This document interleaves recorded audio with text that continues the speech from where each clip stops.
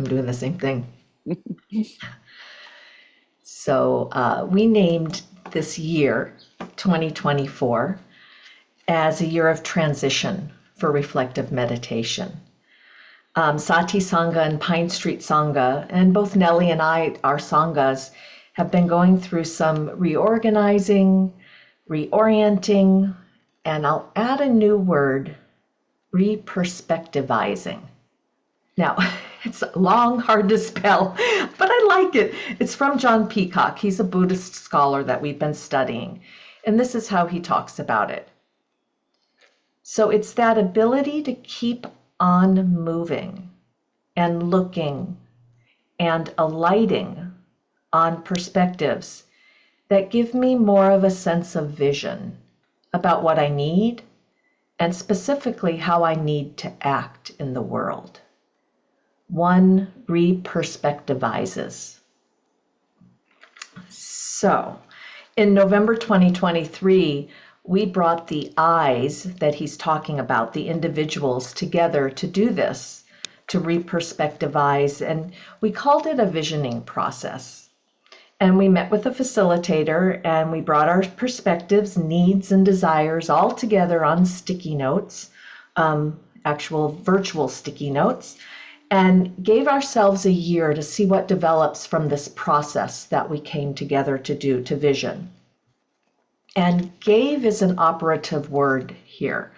Especially for me, it has felt like a huge gift to give ourselves this time to not have to make any big decisions, to go against a habit, which we have a very deep habit, Nelly and I and the people around us, to implement multiple very good ideas.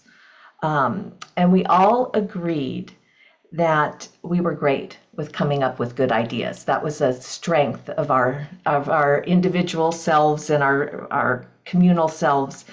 But we were then left with a lot of challenges of how to implement the ideas.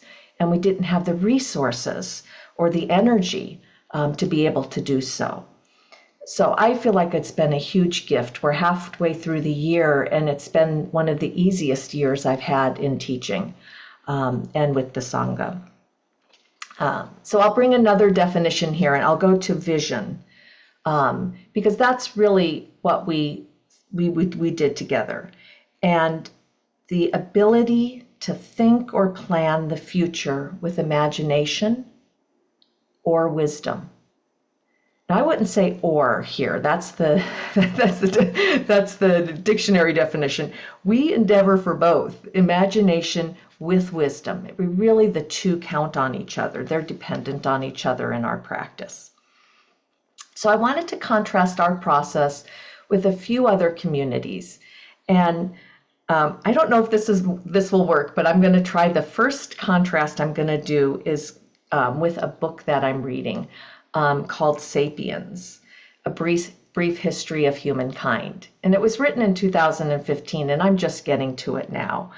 But Yuval Harari talks about 70,000 years ago, our species of animal, Homo sapiens, have the ability to cooperate, which arises from our capacity to believe in things that are purely imagination.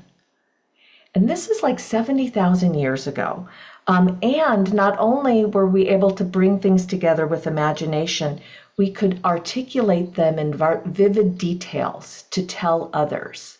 So we were able to start creating narratives that brought people together and sadly tore people apart, and had other species go extinct because of those narratives.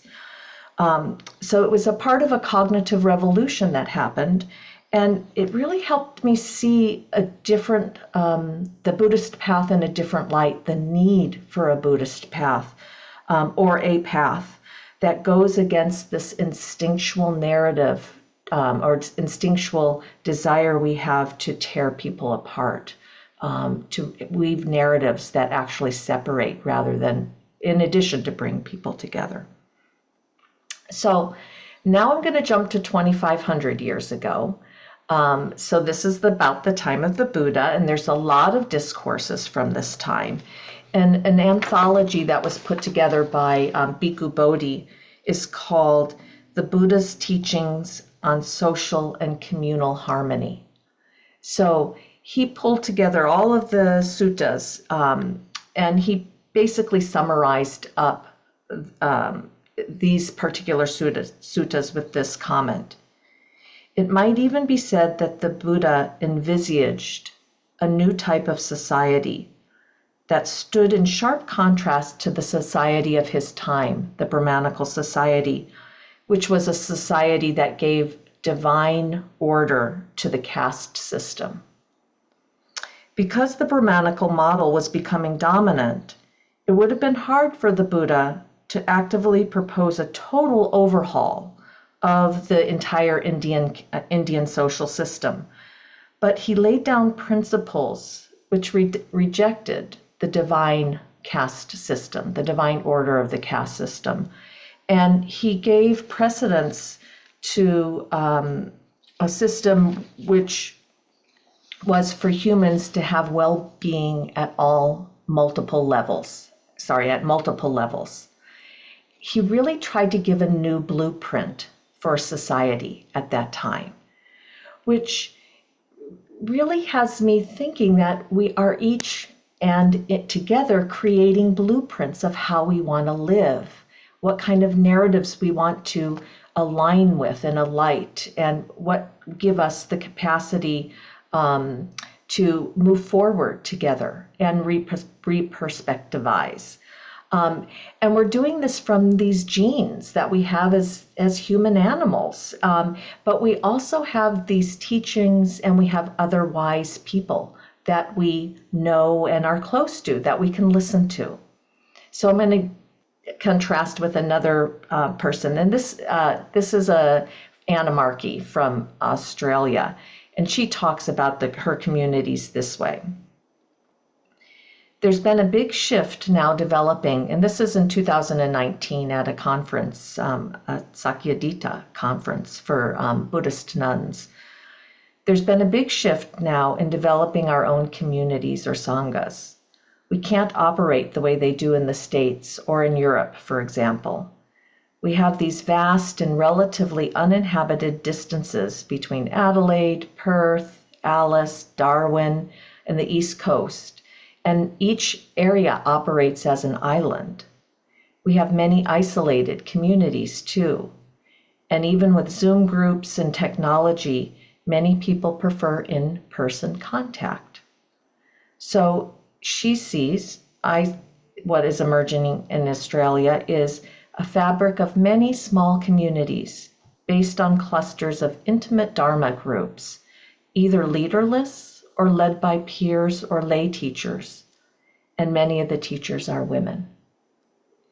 And so you can see kind of the development of what's been happening with Buddhist sanghas, and it really was a way that we had to come up again with our blueprint. So we jumped off of some of the things that Anna talked about are happening within the States too, and within our community.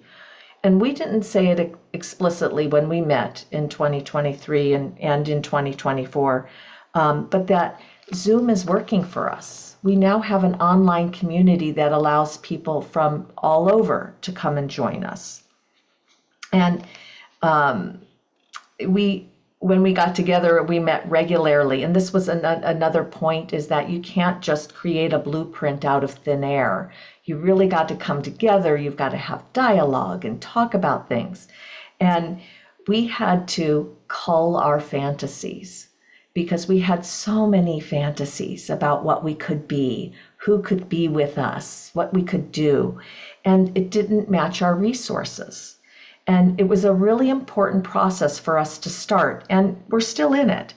Though the good news is we're taking a hiatus because we don't really need to do anything else right now. In essence, we are really, what are we in essence? I wrote it down. Let me see. You guys could tell me probably.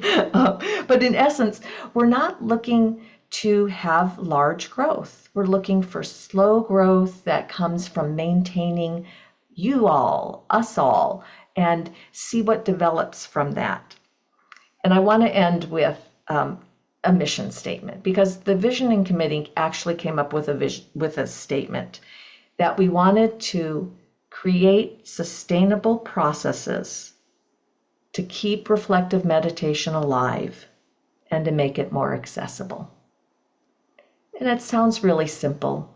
And there's going to be a lot of things that we have to do to keep coming back to that mission statement and to keep it alive with us. And I also feel that it overlaps with the mission statement that we have to teach reflective meditation. Just very simply, that's the statement of our Sanghas. Though Pine Street Sangha came together, I would say maybe, I can't remember how many years ago, but they came up with a beautiful mission statement. And this is where I'll end with the end of their mission statement is to be a refuge for kindness and curiosity.